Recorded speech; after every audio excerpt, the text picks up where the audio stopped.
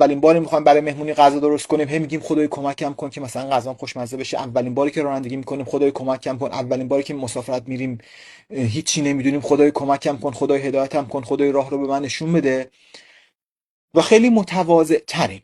ولی هر چقدر حرفه‌ای تر میشیم، هر چقدر مثلا راننده حرفه‌ای تر میشیم، یا مثلا کشورهای بیشتری رو سفر میکنیم، یا غذاهای بیشتری درست میکنیم، تو هر مثالی شما میتونید بزنید، انگار کمتر میشه اون خدایا کمکم کن، خدایا منو هدایت کن، خدایا راه رو به من نشون بده، خدایا به من بگو چی کار کنم، خدایا تو فقط میدونی، خدایا من نمیدونم.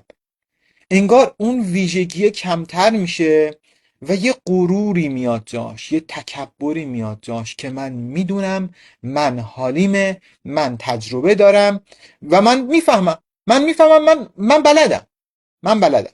بعد من برای خواهرم مثال زدم، گفتم که در مورد رانندگی من همیشه گفتم که من راننده خیلی خیلی معمولیم.